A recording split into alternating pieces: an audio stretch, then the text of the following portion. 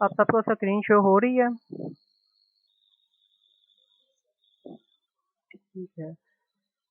हम लोग अपना लेक्चर स्टार्ट करते हैं। आप लोगों का आज का लेक्चर जो लास्ट लेक्चर में सेकंड अपनी यूनिट स्टार्ट की थी वो आपकी थी माइक्रोबियल ग्रोथ के बारे में। आप सबने पढ़ा कि माइक्रोब्स क्या होते हैं, उसके बाद माइक्रोबियल ग्रोथ क्या होती है, यानी कि आपके माइक्रोब किस तरह ग्रो करते हैं। उनमें इन सारी चीज़ें, इनकी जो जितना रिप्रोडक्टिव साइकिल्स था उससे फेजेस हमने पढ़े कि 4 फेज होते हैं और 4 फेज में किस तरह जो बैक्टीरिया है वो डिवाइड करता है। इसके अलावा आप लोगों ने पढ़ना था कि इम्पोर्टेंस क्या थी कंट्रोल ऑफ माइक्रोबियल ग्रोथ की। तो इसमें दोनों फैक्टर आपके पास आ जाते हैं, यानी कि माइक्रोब्स जो ग्रो कर रहे हैं तो वो आपके पास है, उसका एडवांटेज क्या है, और अगर माइक्रोब्स ग्रो कर रहे हैं उसका उसका डिसएडवांटेज क्या है। ये दोनों चीज़ें आपने देखनी थी। इसमें जो अगली चीज़,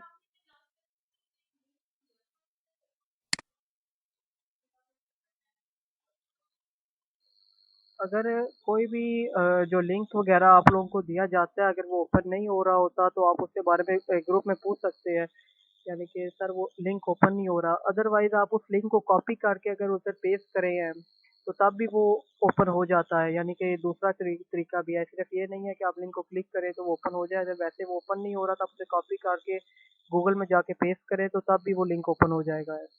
अब बाकी इस बारे में हम बात करते हैं लेक्चर के एंड पे। आप लोग पहले अपना ये जो लेक्चर है इसको कवर कर लें, क्योंकि आज हमें ये जो सेकंड चैप्टर है ये कंप्लीट करना है आपका। तो आप लोगों ने importance of control of microbial growth के बारे में पढ़ा कि उसकी इम्पोर्टेंस क्या है, कि अगर जो बैक्टीरिया हमारे लिविंग ऑर्गेनिज्म के गट में रह रहे हैं तो वो हमें डाइजेशन में रोल प्ले करते हैं। तो इस तरह अगर माइक्रोबियल ग्रोथ ज़्यादा है तो उसका थोड़ा बहुत एडवांटेज भी आपको हो रहा है। लेकिन इसके अलावा अगर आप मोस्टली केसेस में देखें तो जितने भी डिजीजेज वगैरह हैं वो सारी आपके पास जो माइक्रोबियल ग्रोथ है उसकी वजह से काज हो रहे हैं। अब उसके अलावा आपने दो मेथड्स पढ़ने थे, एक फिजिकल मेथड का और एक केमिकल वाला मेथड का, कि जिसमें माइक्रोबियल ग्रोथ में किस तरह आप उसे कंट्रोल कर सकते हो। फिजिकल वाले में, आप लोगों ने पहले पढ़ लिया था। फिजिकल वाले में आप लोगों के पास कौन कौन सी चीज़ें थी?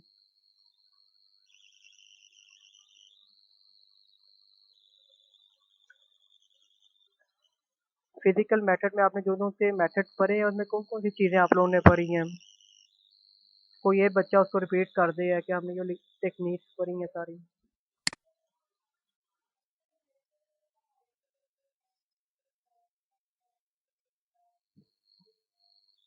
कोई बच्चा ये बता सकता है कि ऑटोक्लेव क्या होता है?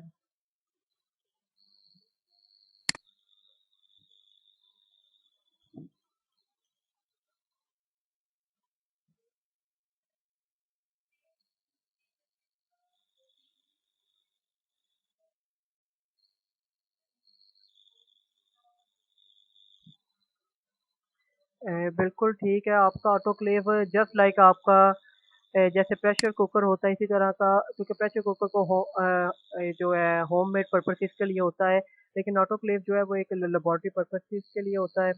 और ये आपकी एक बेसिकली ऑपरेटर ही है, प्रेशर कुकर कुकर की तरह ही होता है। उसमें आप टेम्परेचर सेट करते हैं, पानी डालते हैं, उसे ऊपर से क्लोज करते हैं। उसमें जो मॉइस्ट हीट है वो आपके जो जितने भी टेम्परेचर हैं उन्हें स्टेलाइज करने के लिए भी यूज़ हो सकती है। इसके अलावा आप लोगों ने ड्राई हीट और मॉइस्ट हीट का फ़र्क, तो बच्चा ये बता सकता है कि ड्राई हीट और मॉइस्ट हीट में क्या फ़र्क है? ड्राई हीट और मॉइस्ट हीट में क्या फ़र्क है?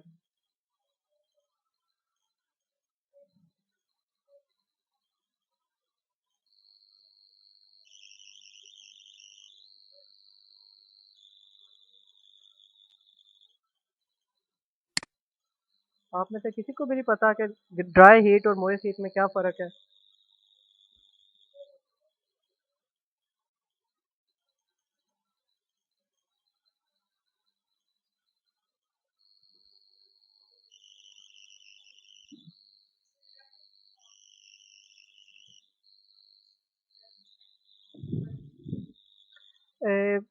काफ़ी हद तक आपका आंसर ठीक है कि जो मॉइस्ट हीट है उसमें आपका मोस्टली जो स्टीम, उसमें आप कह सकते हो कि जो मॉइस्ट हीट है जिसमें आपके वेपर्स की फॉर्म आ जाती है, स्टीम को भी आप एग्जांपल ले सकते हो एज अ मॉइस्ट हीट। लेकिन अब जब ड्राई हीट की बात करते हैं तो आप सिंपल उन्हें मॉइस्चर के बगैर जो हीट है, यानी कि आप सिंपल उसे एक प्रॉपर टेम्परेचर देते हैं उसमें आपके कोई भी वेपर्स नहीं होते हैं और टेम्परेचर आपका जो होता है वही आपके माइक्रोब को जो है किल करता है। ये चीज़ें आपने लास्ट लेक्चर में पढ़ी हैं।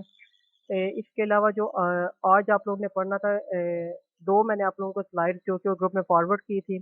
दोनों ऑलमोस्ट सिमिलर है, लेकिन वो जो पिछली स्लाइड जो आपने पढ़ी है वो लिमिटेड है, यानी कि उसमें सिर्फ फिजिकल मैटर है और ये जो आपके पास स्लाइड्स है इनमें दोनों चीज़ें आपके पास अवेलेबल है, फिजिकल भी और केमिकल भी।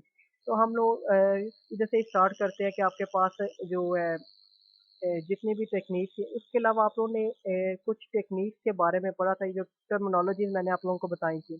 उसमें जो आपके aseptic condition, septic, Seidel, static ये सारी चीज़ें पढ़ी थी। अब इसमें जहाँ से स्लाइडें आपने स्टार्ट करनी है ना, वो आप लोगों के पास एक तो सिंपल डेफिनेशन है आपके पास है, वो स्टेरिलाइजेशन की है, डिसइंफेक्शन की है, लेकिन प्रॉपर एग्जांपल के साथ है इधर। तो कोशिश आप ये करें कि आप ये स्लाइड, ये जो आपके पास पीडीएफ शेयर की थी, ये आप इधर से तैयारी करें, क्योंकि इसमें काफ़ी ज़्यादा आप लोगों के पास एग्जांपल्स भी हैं। हर चीज़ का उन्होंने प्रॉपर एक अच्छी तरह लिखा हुआ है। स्टेरिलाइजेशन का आपको पता है कि आपने माइक्रोब को किल करना होता है, इसमें हीटिंग मोस्टली यूज़ होती है।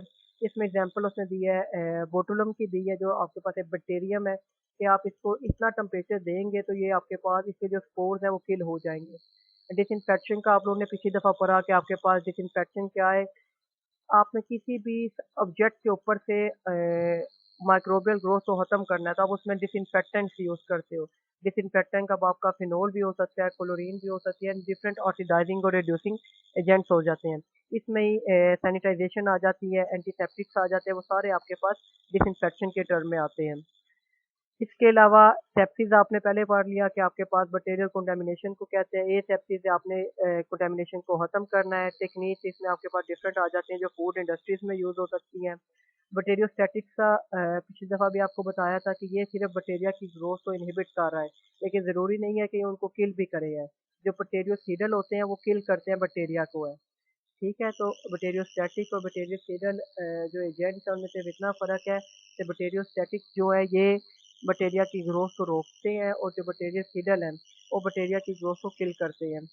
इसमें आगे जर्मीसाइड्स आ जाते हैं जो किल कर रहे हैं माइक्रोब से, बैक्टीरियोसाइड, वेरिसाइड, जैसे आप लोगों ने इनकी एग्जांपल पहले ब्रांचेस के बारे में पढ़ा है। तो इसी तरह जर्मीसाइड जो जर्म्स को किल करता है, बैक्टीरियोसाइड जो बैक्टीरिया को किल करता है, वेरिसाइड जो वायरस को इनएक्टिवेट करता है। यानी कि सिमिलरली इनके नाम से ही इनकी आगे डेफिनेशन डिफाइन होती है।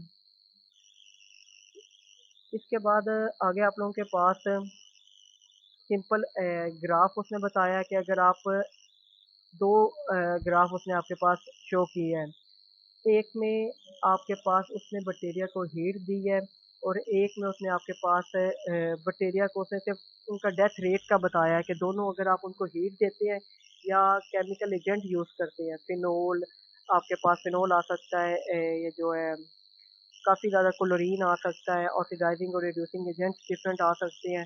तो इनकी जो ग्रोथ रेट है वो कांस्टेंट रहता है आपके पास है। उसके बाद microbial rate of microbial death का उसने बताया हुआ है कि आपके पास जितने ज़्यादा माइक्रोब ज़्यादा होंगे, यानी जितनी ज़्यादा उनकी ग्रोथ ज़्यादा है, उतना ज़्यादा टाइम लगेगा उनको एलिमिनेट करते हुए, यानी कि किल करते हुए। अब टाइप्स जो माइक्रोब्स हैं वो वेरी करती हैं आपके पास, कुछ वेजिटेटिव पैथोजेंस होते हैं, कुछ आपके पास डिफरेंट तरीके से जो है वो डिवाइड करते हैं। तो हर एक का जो मोड ऑफ आपके पास डिवीजन है वो आपके पास डिफरेंट है डिफरेंट माइक्रोब्स का। इन्वायरमेंटल फैक्टर्स की बात करें तो आपके पास जितने भी आपके पास ब्लड या सलाइवास हैं, इनमें जो ऑर्गेनिक मैटर प्रेजेंट होता है ये आपके पास as anti microbial agent role play करते हैं ताकि माइक्रोब की जो आपके बॉडी में ग्रोथ है उनको रोक सकें। उसके बाद अब ये जितना हम रेडिएशन यूज़ कर रहे हैं फिजिकल मेथड में या हम केमिकल यूज़ कर रहे हैं केमिकल मेथड में, तो ये दोनों डिपेंड करते हैं टाइम ऑफ एक्सपोजर पे। यानी कि आपके माइक्रोबियल ग्रोथ ज़्यादा है तो आप रेडिएशन का कितना एक्सपोजर करवाते हैं सेल पे, तो आपका जो सेल है वो माइक्रोब फ्री हो जाए। तो ये दोनों चीज़ें आपकी वेरी करती हैं टाइम ऑफ एक्सपोजर से। यानी कि अगर आप उनको ज़्यादा टाइम देंगे तो वो ज़्यादा इफेक्टिव होंगे एलिमिनेट करने के लिए माइक्रोबियल ग्रोथ को है। तो यानी कि आपके पास टाइम ऑफ एक्सपोजर जितना ज़्यादा होगा केमिकल एजेंट्स का माइक्रोबियल ग्रोथ के साथ, तो उतने आपके पास ज़्यादा अच्छा जो है एलिमिनेशन होगी माइक्रोबियल ग्रोथ की।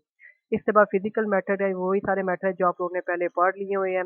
हीट है, हीट क्या करती है, आपके एंजाइम जो माइक्रोब्स हैं उनके एंजाइम को डिनेचर कर देती है।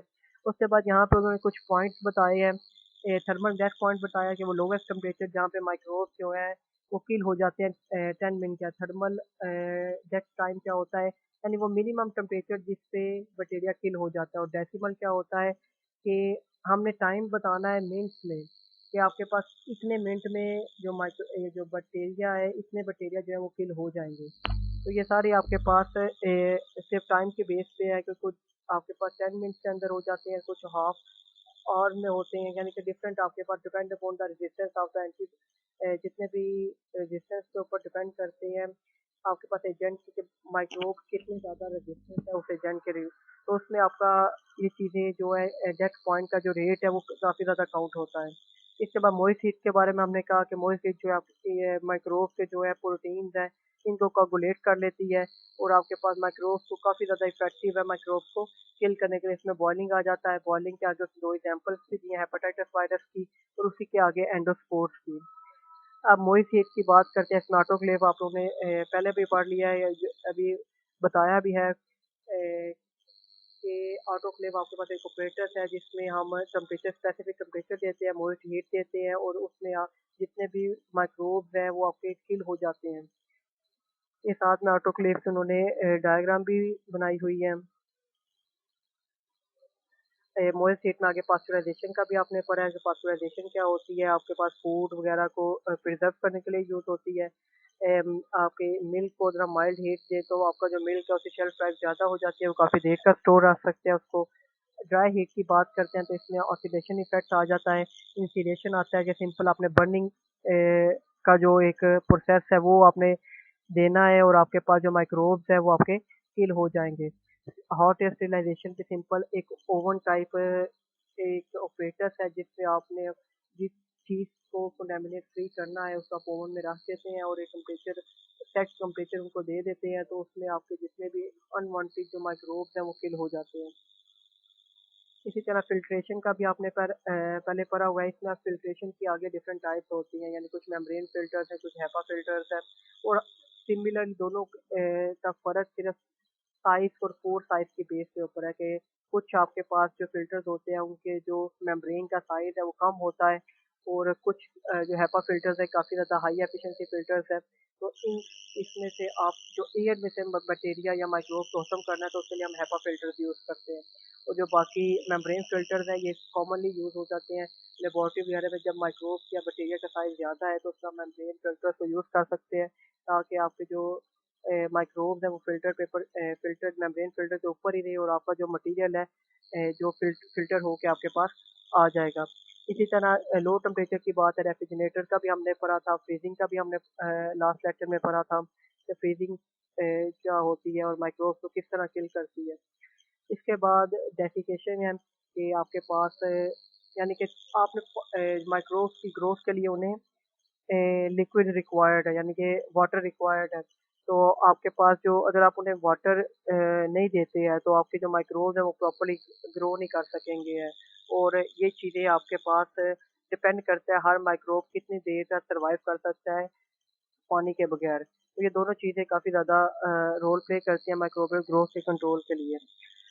उसके बाद ऑस्मोटिक प्रेशर है, इसमें भी आपके पास वाटर और जो शुगर का जो रेट होता है फूड्स में उसमें उससे एक हाइपोटोनिक और हाइपोटोनिक जो इन्वायरमेंट है वो क्रिएट किया जाता है, ताकि आपके पास जो माइक्रोब्स हैं उनको प्रॉपर्ली किल किया जा सके। यानी कि जैसे हाइपोटोनिक है, इसका मतलब है कि आपका जो सलूट है वो ज़्यादा होगा देन वाटर, और आपके पास जो दूसरा हाइपोटोनिक होता है उसमें सलूट कम होता है और आपका जो वाटर है वो ज़्यादा होता है।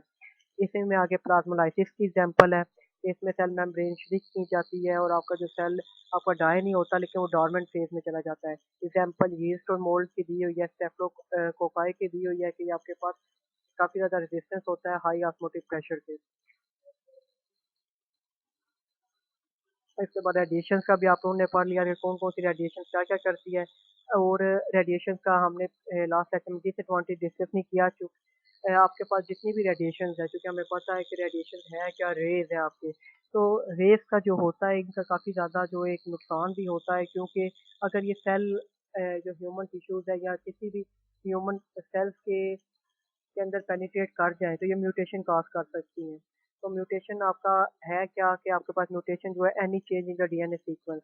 तो आपका अगर डीएनए सीक्वेंस चेंज हो रहा है तो अल्टीमेटली आपका आरएनए प्रॉपर नहीं बनेगा, आरएनए प्रॉपर नहीं बनेगा तो आपका जो प्रोटीन है वो प्रॉपर्ली ट्रांसलेट नहीं होगा है। तो आपके पास जो प्रोटीन है वो डिफेक्टिव आएगा तो आपकी जो लिविंग एक्टिविटीज़ है वो भी प्रॉपर्ली परफॉर्म बंदा नहीं कर सकेगा है। रेडिएशंस की आगे आपके पास अल्ट्रा वायलेट रेडिएशंस है, माइक्रोवेव रेडिएशंस है, आपने हमने एक और पढ़ी थी एक्स-रेज़ पढ़ी थी, यानी डिफरेंट रेडिएशंस हैं और डिफरेंट तरीके से काम करती हैं। जैसे यूवी है तो ये आपके पास डाइमर्स जो आपके पास बना देती है माइक्रोब के अंदर म्यूटेशन ले आती है, उनके जो डाइमर्स हैं वो प्रॉपर्ली पे ट्रांसलेट नहीं हो सकते और ये आपके माइक्रोबियल ग्रोथ को जो है वो एलिमिनेट करती है। अब माइक्रोवेव रेडिएशंस है इसमें आपके पास हीट आ जाती है तो आपके पास जो हीट है वही आपके पास जो वेजिटेटिव सेल है माइक्रोब से जिन्होंने आगे डिवाइड होना है ये वेजिटेटिव सेल को ही खत्म कर देते हैं ताकि माइक्रोबियल की जो ग्रोथ है वो ज़्यादा हो ही ना सके है। अब ये सारी वो चीज़ें जो हम लोगों ने लास्ट लेक्चर में डिस्कस की थी। जो आज हम लोगों का मेन टॉपिक है वो आपके पास केमिकल मेथड्स है माइक्रोबियल ग्रोथ के कंट्रोल के लिए।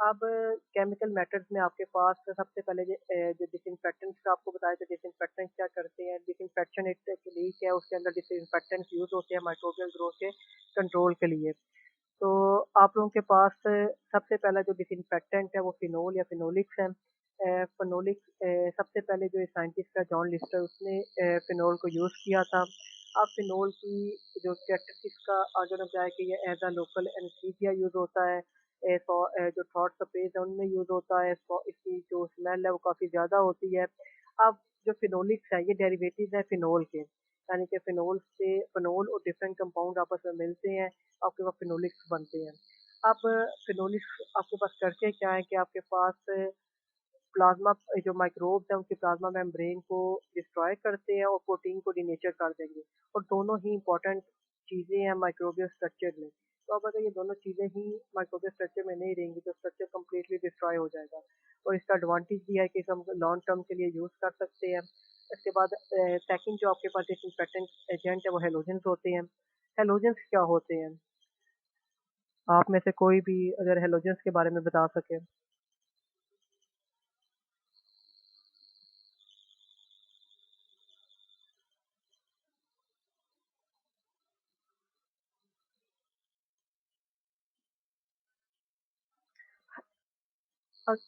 कोई ये बता सकता है कि हम मसलन कि इन्होंने थी बताया कि fluorine, iodine, chlorine, bromine in सबको हम हैलोजेंस कहते हैं। तो ये बता सकते हैं कि हैलोजेंस हम इन्हें क्यों कहते हैं?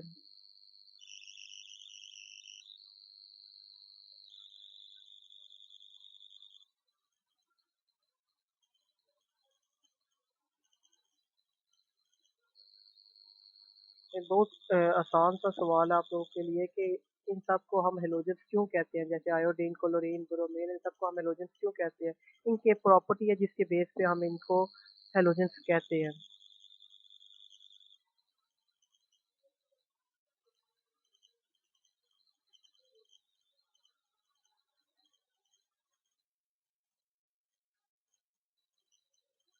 सैचुरेटेड और सॉल्युबल 2 अलग चीज़ें हैं, ये उसमें नहीं आता है।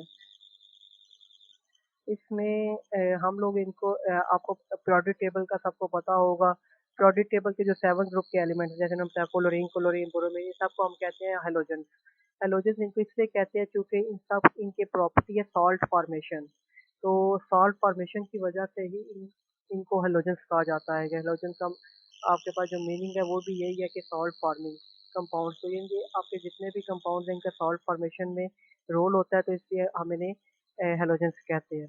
इसमें अब आयोडीन की एग्जांपल दिए थे आयोडीन आपका एंटीसेप्टिक एजेंट के तौर पे यूज़ होता है जितने भी जो स्टेन्स वगैरह होते हैं उनके लिए यूज़ होता है इसलिए आइडोफोर्स की एग्जांपल दी है कि आयोडीन का कंपाउंड है जो आपके पास सर्जरीज में यूज़ होता है और एंटीसेप्टिक एजेंट के तौर पे यूज़ होता है यानी जितने भी माइक्रोब उधर होते हैं उसको किल करने के लिए इसमें आइसोडाइन और बीटाडाइन की एग्जांपल्स है आपके पास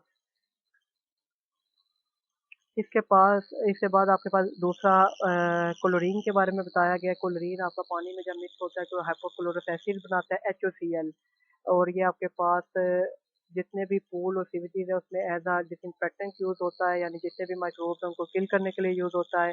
सोडियम हाइपोक्लोरेट जो है ये आपके पास ब्लीचिंग पाउडर में यूज होता है। और आपके पास जो क्लोरोमाइंस हैं, यानी अमोनिया और क्लोरीन का जो कॉम्बिनेशन है एज अ जर्मिसाइड यूज होता है, यानी जर्म्स को किल करने के लिए यूज होता है।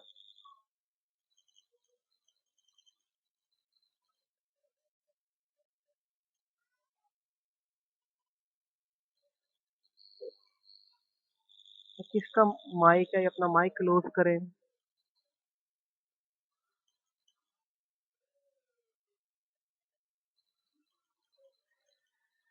कोशिश किया करें कि जब आपकी क्लास हो रही हो तो आप अपना माइक, जब मैं आपसे पूछता हूँ तब ओपन किया करें, वैसे आप ओपन ना किया करें। अच्छा, हेलोजेंस का मैंने बताया कि हेलोजेंस आपके पास प्रोडक्ट टेबल के जो ग्रुप 7 के एलिमेंट्स हैं उनको हम हेलोजेंस कहते हैं, जिसमें आपके पास क्लोरीन, क्लोरीन, ब्रोमीन और आयोडीन आते हैं। अब इनको हम हेलोजेंस इसलिए कहते हैं कि ये आपके पास सॉल्ट फॉर्मेशन में इनका रोल है, यानी कि सॉल्ट की फॉर्मेशन में हेलोजेंस यूज होते हैं, तो इसलिए हम इन्हें हेलोजेंस कहते हैं।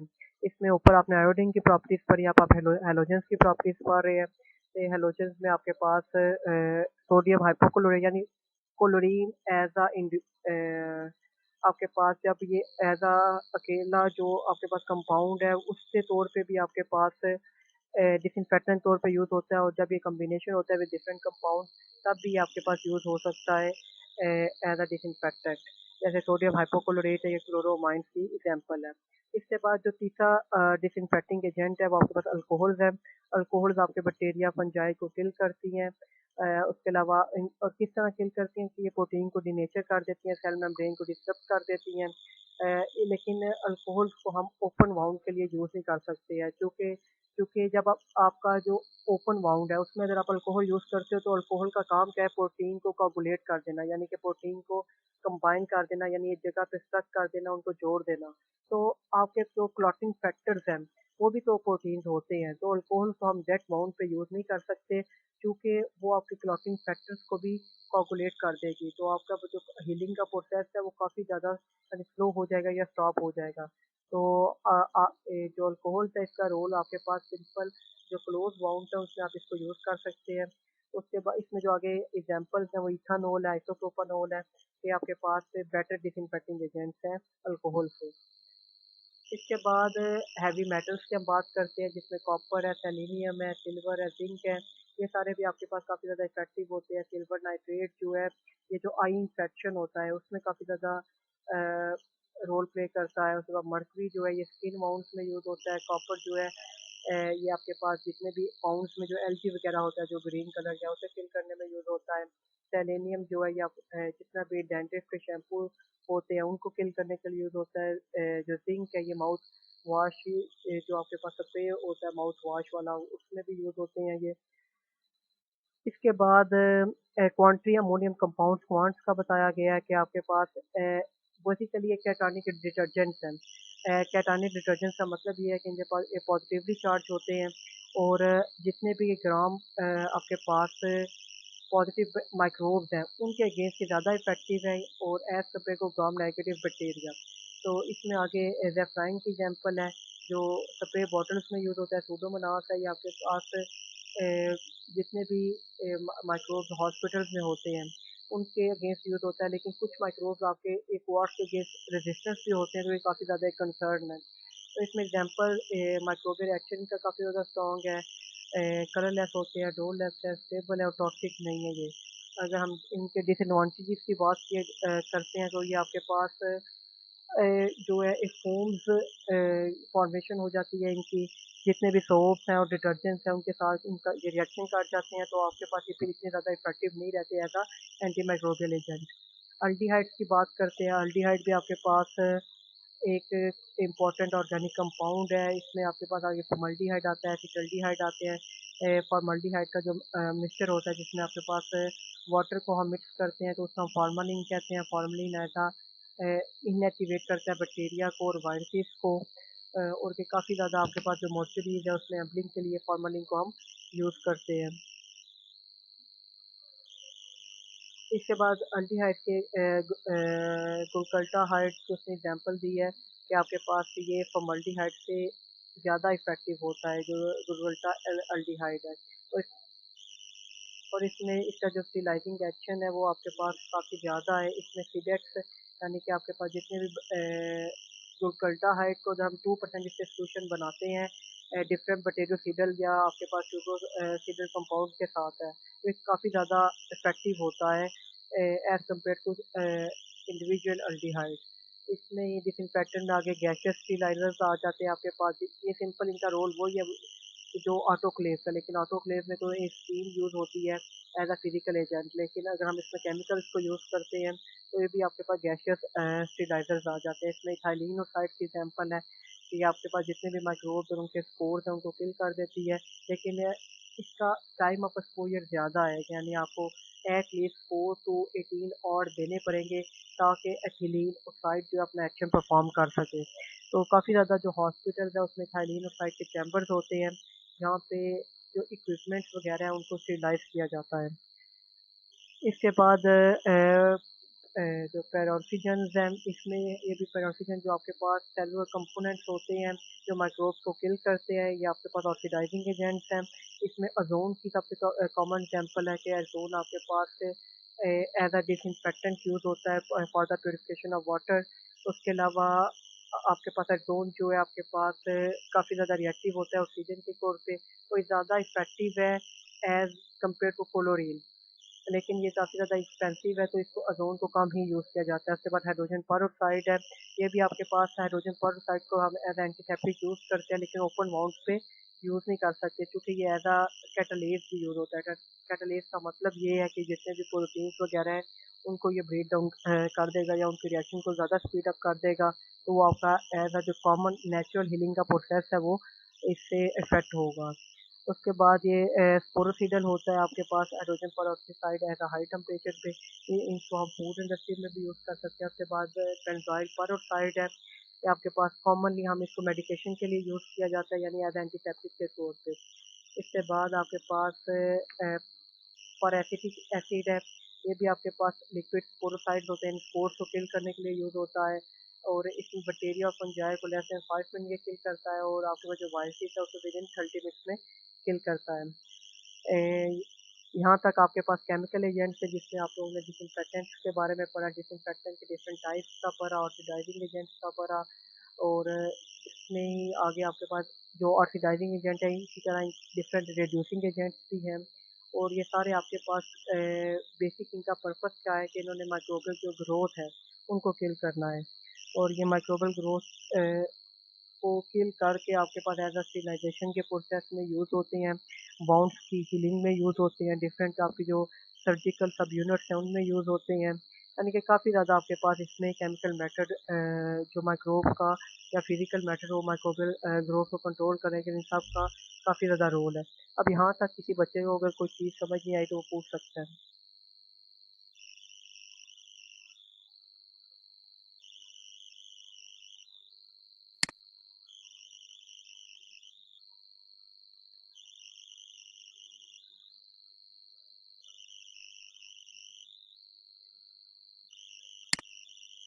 आप सबको यहाँ तक सारा क्लियर है?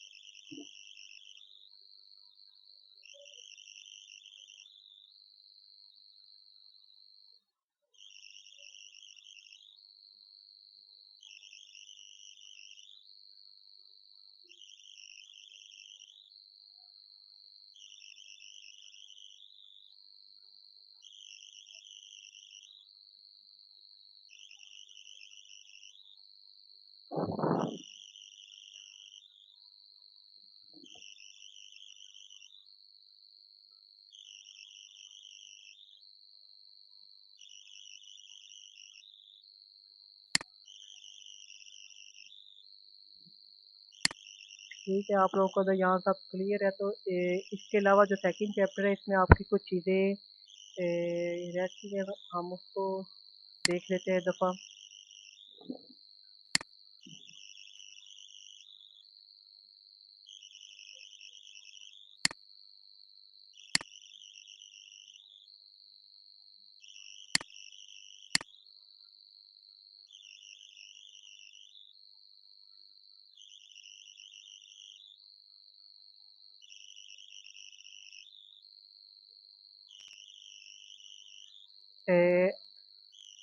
आप लोगों की जो चीज़ें रहेगी, आप लोगों ने माइक्रोबियल ग्रोथ के बारे में पढ़ा।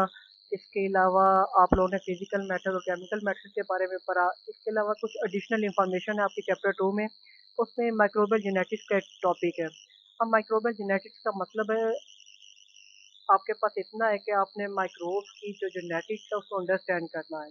यानी कि माइक्रोब्स किस तरह रोल प्ले कर रहे हैं, अब उनके जीन्स किस तरह रेगुलेट हो रहे हैं, किस तरह उनकी प्रोटीन की फॉर्मेशन हो रही है और प्रोटीन किस तरह आगे से अपने रोल परफॉर्म कर रहे हैं। और हमें पता है कि जो माइक्रोबियल जेनेटिक्स है इसका काफ़ी ज़्यादा इंपॉर्टेंट रोल है डिफरेंट फील्ड्स में, जैसे सेल बायोलॉजी है, मॉलिक्यूलर बायोलॉजी है, फार्मास्यूटिकल्स की बात करते हैं हम। अगर मेडिसिन की बात करते हैं तो माइक्रोबियल जेनेटिक्स को समझना काफ़ी ज़्यादा इम्पोर्टेंट समझा जाता है। अगर हम कॉमनली बात करते हैं, किसी भी वायरस की बात करते हैं, अगर हम इन्फ्लुएंजा की भी बात करते हैं, अगर हमें इन्फ्लुएंजा के जेनेटिक्स का नहीं पता कि वो कौन सा एजेंट है जो आपके पास जो इन्फ्लुएंजा कॉज कर रहा है, यानी कि आपके पास कंप्लीट जो इन्फ्लुएंजा वायरस है वो आपके पास एज अ कॉस्टिव एजेंट नहीं है डिजीज कॉज करने के लिए।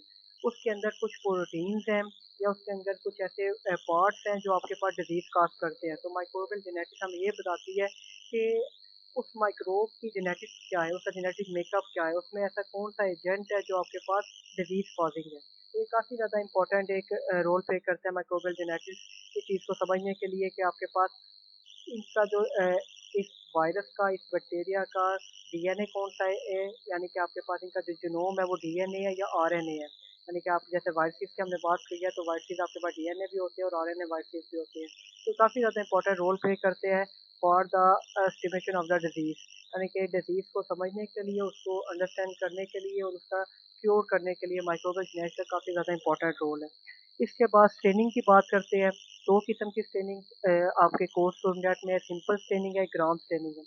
स्टेनिंग का मतलब सिर्फ इतना है कि जो आपके बैक्टीरिया की जो सेल वॉल होती है, वो या तो पॉजिटिवली चार्ज होती है या नेगेटिवली चार्ज होती है, और हमने डिफरेंट स्टेन्स यूज़ करके हमने विजुलाइज करना है कि आपके पास ये जो बैक्टीरिया है कि ग्राम पॉजिटिव है या ग्राम नेगेटिव है।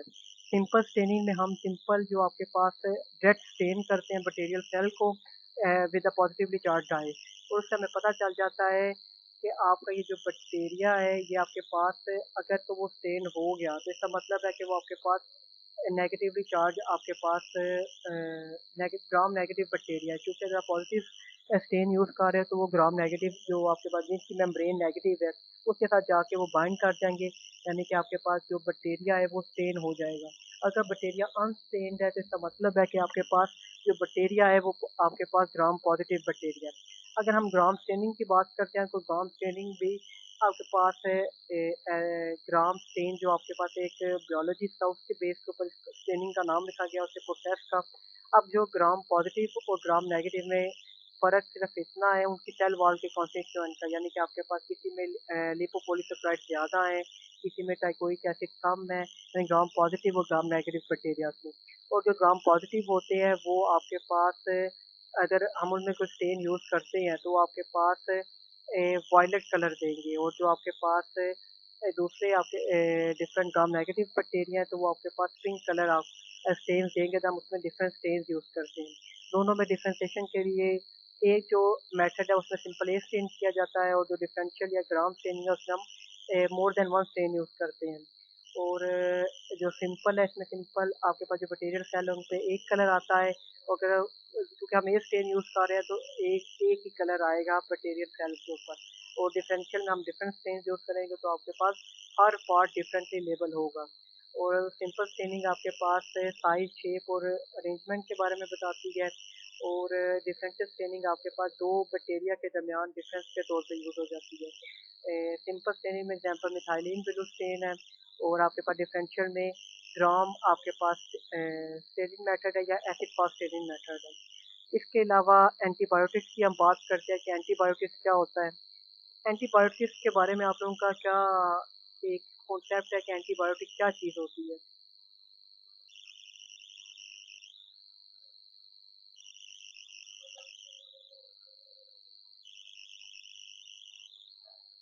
एंटीबायोटिक क्या होता है? आप में से अगर कोई भी बता सके कि एंटीबायोटिक के बारे में।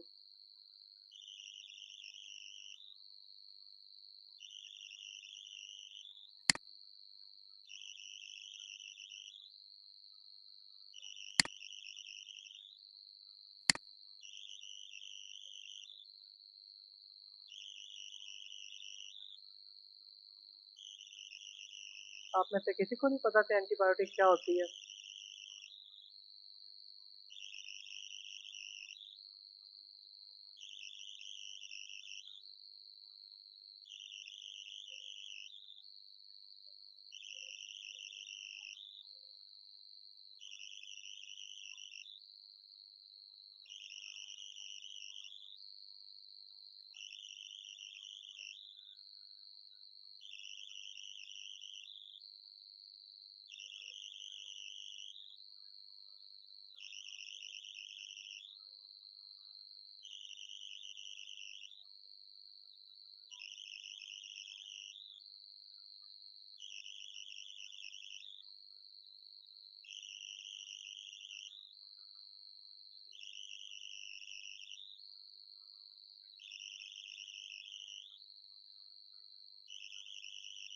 आवाज़ आ रही है सबको?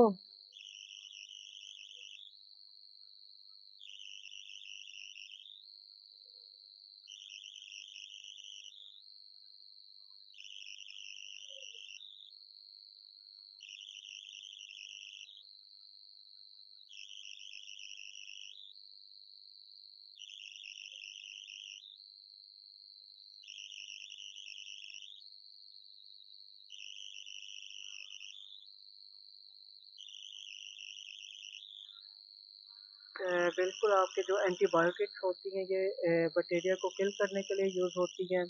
एंटीबायोटिक्स का कॉन्सेप्ट आपके पास सिंपल इतना है कि आपके पास जित जितने भी माइक्रोब्स हैं उनको हम किल करने के लिए जो है एंटीबायोटिक्स यूज़ करते हैं। एंटीबायोटिक्स के अब डिफरेंट आपके पास उसमें आगे टाइप्स आ जाती हैं और जो आपके कोर्स में सिंपल 2 टाइप्स है आपके पास नैरो स्पेक्ट्रम है और ब्रॉड स्पेक्ट्रम है। जो नैरो स्पेक्ट्रम एंटीबायोटिक है ये आपके पास सिर्फ लिमिटेड नंबर ऑफ बैक्टीरिया के लिए इफेक्टिव है। इसमें एग्जांपल आपके पास वेनोमाइसिन की है, फिटासोमाइसिन की है, सीरासाइक्लिन की है। इसमें आपके पास सिंपल जो आपके पास लिमिटेड नंबर ऑफ बैक्टीरिया है यानी माइक्रोब का जो एक्शन मोड ऑफ एक्शन है वो लिमिटेड है। यानी कि सिंपल जो एक लिमिटेड नंबर ऑफ बैक्टीरिया उनको किल करने के लिए नैरो स्पेक्ट्रम एंटीबायोटिक यूज की जाएंगी और लेकिन ये ज़्यादा इफेक्टिव है against specific group of microbes यानी कि आपके पास क्योंकि ये आपके पास लिमिटेड नंबर होता है तो ये ज़्यादा इफेक्टिव होती है as compare to broad spectrum. अब हम अगर ब्रॉड स्पेक्ट्रम एंटीबायोटिक की बात करते हैं तो काफ़ी काफ़ी रेंज तक बैक्टीरिया को जो है कंट्रोल करने के लिए यूज होती हैं और लेकिन हम नैरो स्पेक्ट्रम एंटीबायोटिक्स को इसलिए प्रेफर करते हैं इसके ऊपर क्योंकि आपके पास जो नॉन डिजीज काजिंग बैक्टीरिया जो हैं वो ज़्यादा लिमिटेड है। यानी कि आपके पास जो नैरो स्पेक्ट्रम एंटीबायोटिक्स है ये आपके पास बैक्टीरिया को किल करने के लिए यूज होती हैं और यानी कि लिमिटेड नंबर ऑफ बैक्टीरिया को और जो वाइड स्पेक्ट्रम एंटीबायोटिक्स है ये आपके पास लार्ज ग्रुप ऑफ बैक्टीरिया को किल करने के लिए यूज होती है लेकिन ब्रॉड स्पेक्ट्रम में आप ये नहीं बता सकते कि आप किस बैक्टीरिया को किल करना चाहते हो। यानी कि सिंपल एक ग्रुप ऑफ पॉपुलेशन है तो उसमें अगर आप उस ग्रुप ऑफ पॉपुलेशन को एंटीबायोटिक देते हैं तो आपके पास वो कंप्लीट जो ग्रुप है वो डिस्ट्रॉय हो जाएगा। लेकिन नैरो स्पेक्ट्रम में आप उसे स्पेसिफिक कर सकते हैं कि आप स्पेसिफिक माइक्रोब को किल करना चाहते हैं तो उसमें आप एक मोड ऑफ एक्शन जो है वो काफ़ी ज़्यादा लिमिटेड है लेकिन वो स्पेसिफिक है। तो नैरो स्पेक्ट्रम जो आपकी एंटीबायोटिक है काफ़ी ज़्यादा इसका इम्पोर्टेंट रोल है एंटी माइक्रोबियल जो कंट्रोल है उसमें। अब आप लोगों की सेकंड चैप्टर आप लोगों का ख़त्म हो गया है। अब आप लोगों ने एक असाइनमेंट बनानी है। असाइनमेंट का टॉपिक आपके पास है एंटीबायोटिक सेंसिटिविटी। आप लोगों ने असाइनमेंट पहले भी बनाई हुई है। इसमें मैं आप लोगों को कुछ चीज़ें बता देता हूँ कि आपने असाइनमेंट किस तरह बनानी है और उसके अलावा जो आपके क्विज़ के ऊपर बात करनी है वो भी कर लेते हैं कि आपके पास असाइनमेंट पहले हम बात करते हैं असाइनमेंट आप लोगों ने एंटी माइक्रोबायोटिक जो सेंसिटिविटी है इसके ऊपर बनाना है। बेसिकली एंटीबायोटिक सेंसिटिविटी होती क्या है कि आपके पास आपने ये बताना है कि आपके जो एंटीबायोटिक जो आपके माइक्रोब्स हैं जैसे बैक्टीरिया है वो आपके अगर आप एक एंटीबायोटिक यूज़ कर रहे हैं फॉर एग्जांपल आप फ्लेरोमाइसिन यूज़ कर रहे हैं और अगर वो आपके जो माइक्रोब्स हैं वो उस एंटीबायोटिक के रेजिस्टेंस हो गए हुए हैं तो उसका जो मोड ऑफ एक्शन है वो बिल्कुल कम हो जाएगा। यानी कि आपके माइक्रोब्स जो है अगर वो रेजिस्टेंस है तो आपका डिजीज सेम वैसे का वैसा ही रहेगा। तो जो आप एंटीबायोटिक यूज़ कर रहे हैं तो वो इफेक्टिव नहीं है। यानी कि सिमिलरली एंटीबायोटिक सेंसिटिविटी एक टेस्ट होता है जिसमें हम ब्लड कल्चर डिफरेंट कल्चर्स हम यूज़ करते हैं। यानी कि सैंपल लेते हैं, सैंपल को हम क्या करते हैं, हम उसमें एंटीबायोटिक जो आपका ब्लड कल्चर होता है उसमें हम उस सैंपल को लगाते हैं, ब्लड सैंपल को, और उसमें हम एंटीबायोटिक सेंसिटिविटी चेक करते हैं। यानी आपने एक एंटीबायोटिक उसके ऊपर रखी, आपके ब्लड में जो माइक्रोब्स प्रेजेंट होंगे अगर तो एंटीबायोटिक ने उन माइक्रोब्स को किल कर दिया, इसका मतलब है कि ये एंटीबायोटिक आपकी बॉडी के लिए इफेक्टिव है फॉर दिस डिसीज कंट्रोल। अगर उसने उसको काफ़ी लो मसल के बैक्टीरियल नंबर यानी जो माइक्रोबियल ग्रोथ है उसको कम इफेक्ट किया तो इसका मतलब है ये लेस इफेक्टिव है और अगर उसने बिल्कुल भी उसमें यानी माइक्रोबियल ग्रोथ उसी तरह होती रही तो इसका मतलब है कि एंटीबायोटिक आपके पास जो है ये जो माइक्रोब्स है वो रेजिस्टेंस है अगेंस्ट दिस एंटीबायोटिक तो आप उसकी जगह पे कोई और एंटीबायोटिक यूज़ कर सकते हैं। आपने हार्डली जो है 2 या 3 पेजों की असाइनमेंट बनानी है, लेकिन जैसे आप लोगों ने पिछली असाइनमेंट बनाई है, आप लोगों ने वैसे नहीं बनानी है। प्रॉपर आपका फ्रंट पेज होना चाहिए, प्रॉपर आपके रेफरेंसेस होने चाहिए और एक साफ-सुथरी राइटिंग में आपने बनाना है। ये नहीं है कि आप आधे पेज में बना रहे हैं, आप रजिस्टर का पेज पे बनाएँ लेकिन आप साफ-सुथरी बनाएँ। पता चले कि आप लोगों ने एक असाइनमेंट बनाई है। ये नहीं है कि आप लोग बिल्कुल ही उस चीज़ को वो है कि ख़त्म कर दें कि साफ-सुथरा आपका काम ना हो और उसे फिर चेक करने का भी एक जो है ना दिल नहीं करता है। तो कोशिश आप लोग ये करें कि आप लोग अपना साफ-सुथरे अपने असाइनमेंट बनाएँ हैं, क्योंकि आपके असाइनमेंट के भी मार्क्स हैं। और बाकी आपका जो क्विज़ है वो अभी तक चेक मैंने नहीं किया क्योंकि मोस्टली बच्चों ने क्विज़ पूरा अटेम्प्ट ही नहीं किया। तो ये चीज़ें काफ़ी ज़्यादा है कि अगली बार जो हम क्विज़ लेंगे उसमें आपको टाइम थोड़ा ज़्यादा देंगे ताकि आप उसमें हर बच्चा वो क्विज़ को प्रॉपर्ली अटेम्प्ट भी करे।